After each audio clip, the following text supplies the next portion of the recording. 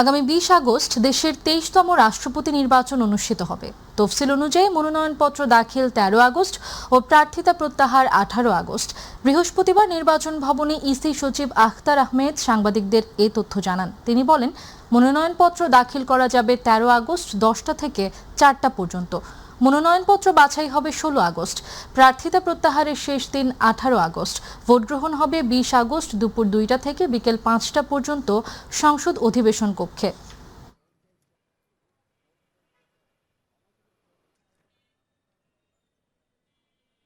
বাংলাদেশের পররাষ্ট্র মন্ত্রণালয় জানিয়েছে, দিল্লিতে পলাতক ও দণ্ডপ্রাপ্ত শেখ হাসিনাকে গণমাধ্যমের সঙ্গে সরাসরি কথা বলার সুযোগ দেওয়ায় সরকার তীব্র ক্ষোভ প্রকাশ করেছে। বুধবার দেওয়া এক বিবৃতিতে বলা হয়, ভারত সরকারকে সম্ভাব্য নেতিবাচক প্রভাব সম্পর্কে আগেই অবহিত করা হলেও অনুষ্ঠানটি অনুষ্ঠিত হওয়ার অনুমতি দেওয়া হয়েছে। বিবৃতিতে আরও বলা হয়, বাংলাদেশের জনগণ যখন জুলাই বিপ্লবের দ্বিতীয় বার্ষিকী পালন করছে, তখন ভারতীয় ভূখণ্ডে শেখ হাসিনার এ ধরনের বক্তব্য বাংলাদেশের সার্বভৌমত্ব ও শহীদদের প্রতি অসম্মানজনক। একই সঙ্গে সরকার দাবি করেছে, শেখ হাসিনা ও তার সহযোগীদের বাংলাদেশের রাজনীতিতে আর কোনো স্থান নেই এবং ভবিষ্যতেও থাকবে না।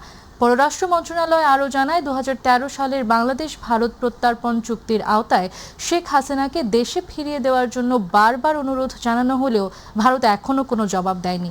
এ ধরনের পদক্ষেপ দুই দেশের সৌহার্দ্যপূর্ণ দ্বিপাক্ষিক সম্পর্কের জন্য ক্ষতিকর বলে উল্লেখ করা হয়েছে।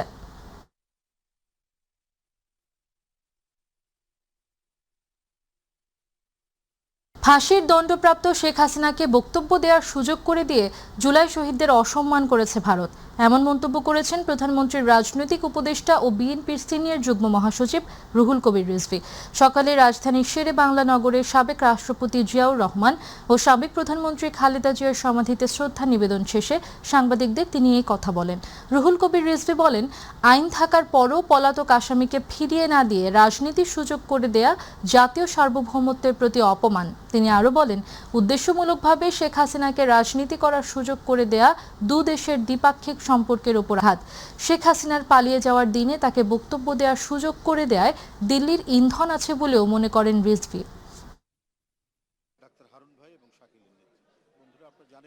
আমাদের স্বাধীনতা সার্বভৌমত্ব সুরক্ষার অঙ্গীকার নিয়ে যে গণজাগরণ, যে মহাবিপ্লব 5ই আগস্টের দিন সম্পন্ন হলো, পালিয়ে গেল, সেই দিনই এই প্রোগ্রামটি দিল্লিতে হচ্ছে আর সেখানে শেখ হাসিনাকে বক্তৃতা করতে দেওয়া হচ্ছে।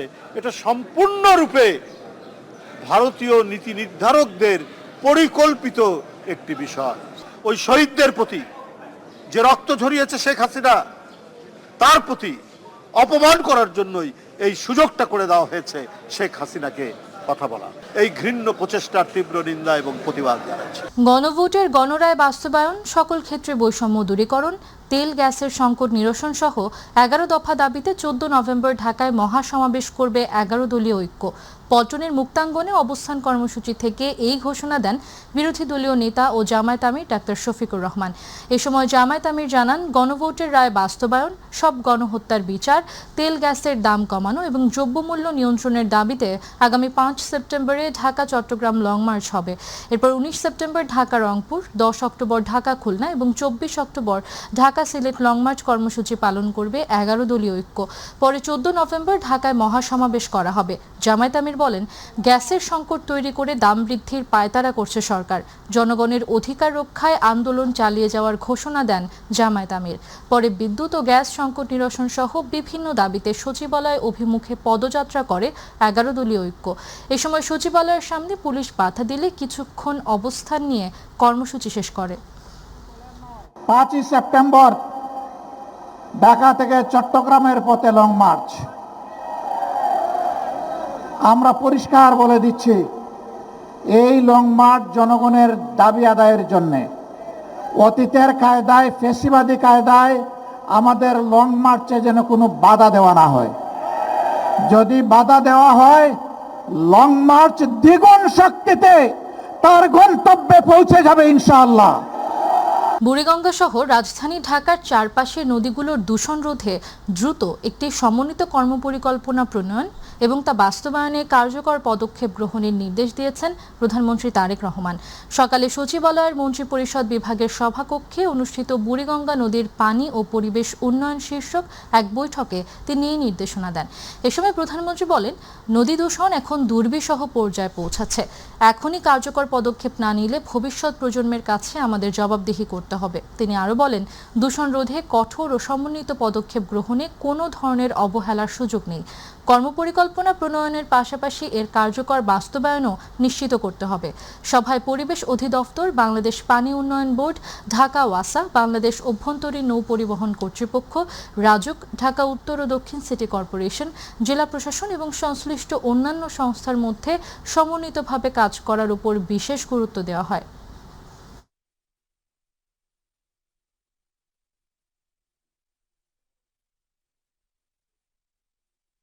যে সমস্ত সংস্থাগুলো আছে সবাইকে সমন্বিত করে একটা কর্মপরিকল্পনা গ্রহণ করা, যাতে অতি দ্রুত নদীকে রক্ষা করা যায়, পরিবেশকে বাঁচানো যায়। এই ব্যাপারে কি করা যায় সে ব্যাপারে তিনি নির্দেশ দিয়েছেন। আগামী 1 মাসের মধ্যে এই ব্যাপারে কার্যকর ভূমিকা গ্রহণ করতে হবে। অবশ্যই এগুলোর জন্য কলকারখানা যেগুলো আছে তারা যাতে সরাসরি নদীতে না ফেলতে পারে এবং সেগুলোকে ফেলার আগে যাতে একটা প্রসেসের মধ্য দিয়ে বিষাক্তটা যাতে নদীতে না পড়ে সেই ব্যাপারে ইটিপি, এসটিপি যেখানে যা বসানো দরকার সেগুলো বসাইতে হবে এবং এগুলো সারা দেশের জন্যই হবে। তবে এই মুহূর্তে ঢাকাকে কেন্দ্র করে কার্যক্রমটা শুরু হচ্ছে।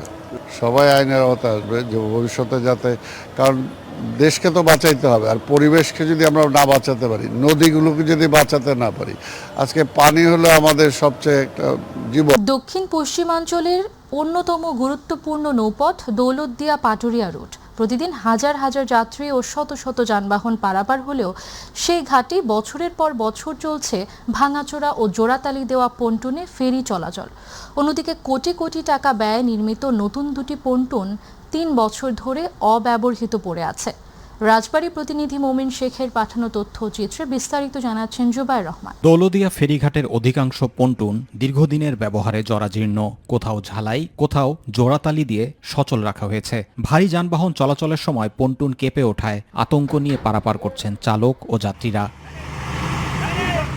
কাগজে কলমে 7টি ফেরিঘাট থাকলেও বর্তমানে সচল রয়েছে মাত্র 3টি। 2023 সালে নতুন 2টি আধুনিক পন্টুন আনা হলেও এখনো চালু হয়নি। দীর্ঘদিন খোলা জায়গায় পড়ে থাকায় মরিচা ধরছে পন্টুনে, চুরি হচ্ছে বিভিন্ন যন্ত্রাংশ।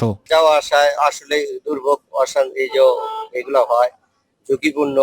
নতুন পল্টন দিলে আমাদের সুবিধা হয়। আর পল্টনটা একটু ভালো হয়, তাহলে আমাদের গাড়িগুলো উঠতে লাভতে সহজ হয়। আর দৌলতদিয়া ঘাটে বিআইডব্লিউটিসির মাত্র 3টি পন্টন আছে, এর বাইরে আমার আর কোনো পন্টন নাই। স্থানীয়দের অভিযোগ, সংশ্লিষ্ট কর্তৃপক্ষের দীর্ঘদিনের অবহেলা ও গাফিলতির কারণেই নতুন পন্টুন চালু করা হচ্ছে না। পুরনো পন্টুনের ওপর অতিরিক্ত চাপ বাড়ায় প্রায়ই ঘটছে ছোট বড় দুর্ঘটনা। গাড়ি টার্নিং নেওয়ার সময় সমস্যা হয়, পল্টন দিয়ে গাড়ি একটু বাড়তে হয়, তাতেও ড্রাইভারদের ভালো হয়। অনেক সময় নিচ থেকে পানি বাড়িকে উপরে আসে, অনেক সময় বাচ্চারা পড়ে যায় পিছলিয়ে। নৌ পরিবহন মন্ত্রণালয়ের সচিব স্যার এসেছিলেন, তাকেও কিন্তু একটা প্রশ্ন করেছে তাদের ডিপার্টমেন্টের বিষয়, তারা পুরনো পল্টনকে মেরামত করে চালাবে কিনা, তারপর নাকি নতুন পল্টন নতুন স্থাপন করবে, সেটা একান্ত তাদের ডিপার্টমেন্টের বিষয়। দক্ষিণ পশ্চিমাঞ্চলের লাখো মানুষের যাতায়াতের অন্যতম গুরুত্বপূর্ণ এই নৌ রুটে নিরাপদ পারাপার নিশ্চিত করতে দ্রুত নতুন পন্টুন চালুর দাবি জানিয়েছেন চালক, যাত্রী ও স্থানীয়রা। বিআইডব্লিউটি এর যে পাটকরণ বা তাদের হিসাব অনুযায়ী এটা এখনো সচল আছে। আমি যেটা সরাই দিয়ে নতুনটা দেই, তাহলে নতুনটা আজকাল আস্তে আস্তে কমা শুরু করবে, আমার অর্থের অপচয় হবে। নতুন পন্টুন নিয়ে দ্রুত কার্যকর উদ্যোগ না নিলে যে কোনো সময় বড় দুর্ঘটনার আশঙ্কা করছেন সংশ্লিষ্টরা। জুবায়ের রহমান, মাই টিভি নিউজ। কুষ্টিয়া শহরের পানি নিষ্কাশনের প্রধান গড়াই খাল, যা দখল ও দূষণে অস্তিত্ব হারাতে বসেছে। খালের 2 পাড় দখল করে গড়ে উঠেছে বহু স্থাপনা। পাশাপাশি পৌর এলাকার ময়লা আবর্জনা ফেলার ফলে পরিবেশের উপর পড়ছে মারাত্মক প্রভাব। যদিও পৌর কর্তৃপক্ষ বলছে খাল রক্ষায় কাজ করছেন তারা।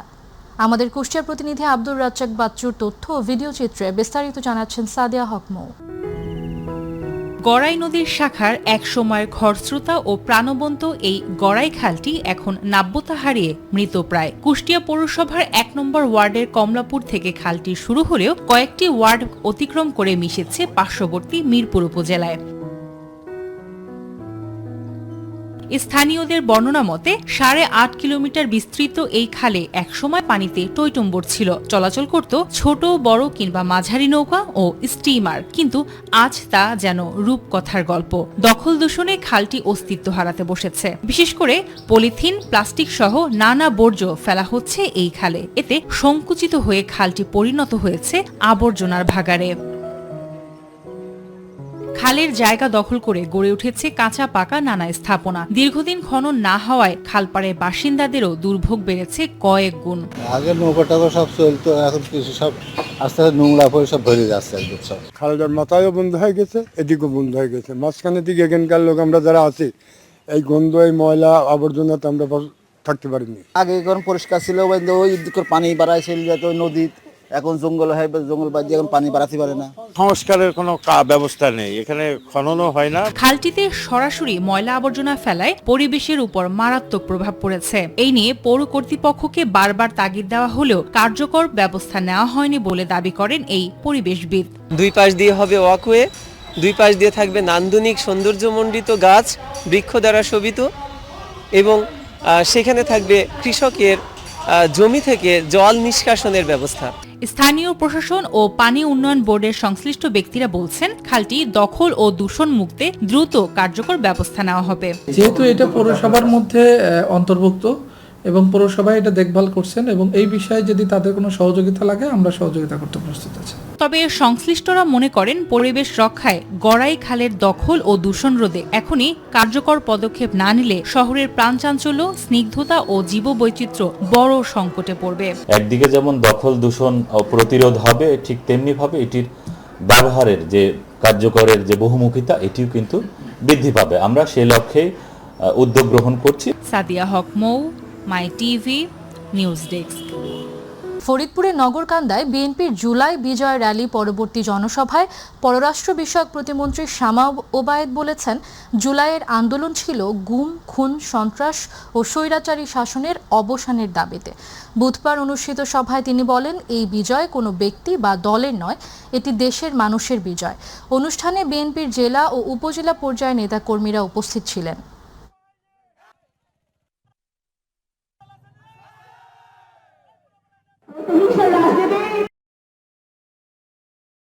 কখনো করবে না।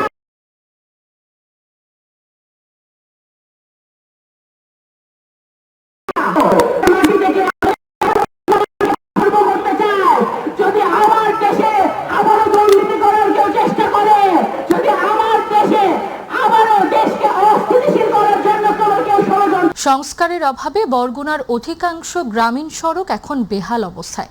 খানাখন্দে ভরা এসব সড়কে প্রতিনিয়ত স্বাভাবিক যান চলাচল। এরই মধ্যে অত্যন্ত ঝুঁকিতে মধ্যে রয়েছে ফুলঝুরি থেকে গৌরীচন্না আঞ্চলিক সড়ক। শুধু সড়কই নয়, ঝুঁকিপূর্ণ অবস্থায় রয়েছে জেলার বেশ কয়েকটি ব্রিজ। এতে চরম দুর্ভোগে পড়েছেন স্থানীয় বাসিন্দারা। তবে বরগুনা সড়ক বিভাগ বলছে, পর্যায়ক্রমে এসব সড়ক ও ঝুঁকিপূর্ণ ব্রিজের উন্নয়ন কাজ শুরু হবে। বরগুনা প্রতিনিধি শফিকুল ইসলাম স্বপনের তথ্যচিত্রে বিস্তারিত জানাচ্ছেন হাফিজা খানম জ্যোতি। বরগুনার অধিকাংশ গ্রামীণ সড়ক দিয়ে চলাচল যেন এখন দুর্ভোগের নাম। পিচ উঠে গেছে, ইট পাথর সরে তৈরি হয়েছে অসংখ্য গর্ত। সামান্য বৃষ্টিতেই জমে থাকে পানি ও কাদা। এমন পরিস্থিতিতে দৈনন্দিন যাতায়াতে সবচেয়ে বেশি ভোগান্তিতে পড়েছেন শিক্ষার্থী ও কর্মজীবী মানুষ। জরুরি রোগী হাসপাতালে নেওয়া থেকে শুরু করে কৃষি পণ্য পরিবহন সব ক্ষেত্রেই বাড়ছে দুর্ভোগ। স্থানীয়দের অভিযোগ, দীর্ঘদিন ধরে সংস্কারের অভাবে সড়কগুলো চলাচলের অনুপযোগী হয়ে পড়েছে। এতে শুধু জনভোগান্তি নয়, ব্যাহত হচ্ছে জেলার সার্বিক যোগাযোগ ব্যবস্থা ও অর্থনৈতিক উন্নয়ন। এই রাস্তাটা আসলে দীর্ঘদিন যাবতই এইরকম, একটু সংস্কার করে কিছুদিনের ভিতরে আবার খানাখন্দর সৃষ্টি হয়। অনেকদিন ধরে দেখছি এই রাস্তা এইভাবে মানুষ চলাচল করতে পারে না, কাপড় চোপড় নষ্ট হয়ে যায়। শিক্ষার্থীরা বলছেন, তারা সব সময় এই ব্রিজ দিয়ে যাতায়াত করার সময় আতঙ্কে থাকেন। তো এই জায়গার রাস্তাঘাট তেমন একটা ভালো না, আমাদের যানবাহন করতে সমস্যা হয়। ব্রিজটা অনেক ঝুঁকিপূর্ণ, এটা ভেঙে যেতে পারে, আমরা তার জন্য স্কুলে যেতে পারি। সাধারণ যাত্রী ও স্থানীয়দের দাবি দ্রুত সংস্কার কাজ শুরু না হলে বর্ষা মৌসুমে ফুলঝুরি থেকে গৌরীচন্নার মাঝখানের দুটি ব্রিজ এবং রাস্তার পরিস্থিতি আরও ভয়াবহ আকার ধারণ করবে। রোড গাড়ি নিয়ে যেতে অনেক নার্ভাস লাগে, যার কারণে ব্রিজটা যদি করে নতুন করে করলে মানে সবার যাতায়াতের জন্য সুবিধা হয়। তো এটা ঝুঁকিপূর্ণ ব্রিজ এবং এটা অতি সত্বর মেরামত করা দরকার। তবে সড়ক বিভাগ বলছে প্রয়োজনীয় বরাদ্দ ও টেন্ডার প্রক্রিয়া সম্পন্ন হওয়ার পর পর্যায়ক্রমে জেলার ঝুঁকিপূর্ণ সেতু ও ক্ষতিগ্রস্ত সড়কগুলোর সংস্কার কাজ শুরু হবে। এটা ইতিমধ্যে আমাদের যে পিএমপি সেতু মেজর আছে সেই কর্মসূচিতে অন্তর্ভুক্ত করা হয়েছে। তো সামনে আর যেটা হবে যে আমরা টেন্ডার করব, টেন্ডারের প্রেক্ষিতে আমরা এই ব্রিজটা প্রতিস্থাপন করব। এলাকাবাসীর প্রত্যাশা দ্রুত সংস্কার কাজ শুরু হলে কমবে দুর্ভোগ, ফিরবে স্বস্তি। হাফিজা খানম জুথি, মাই টিভি।